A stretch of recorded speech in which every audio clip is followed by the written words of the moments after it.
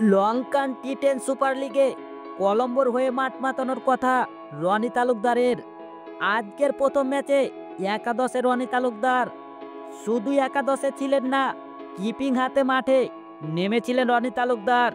তবে তিনি প্রফেশনাল কোনো কিপার নয়, উইকেট কিপিং করে থাকে মাঝে মধ্যে।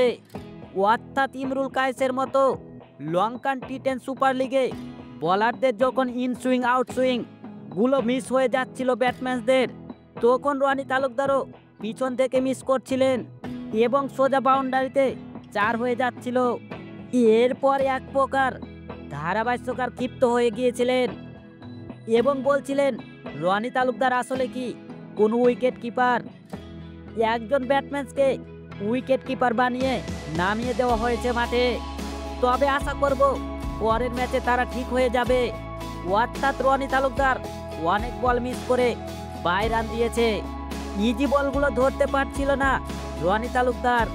তবে এখন পর্যন্ত ব্যাটিংয়ে নামার সুযোগ হয়নি এ ওপেনারের। 6 ওভার পরেই মাঠে বৃষ্টি চলে আসে। শেষ পর্যন্ত ম্যাচটি পরিত্যক্ত ঘোষণা করে।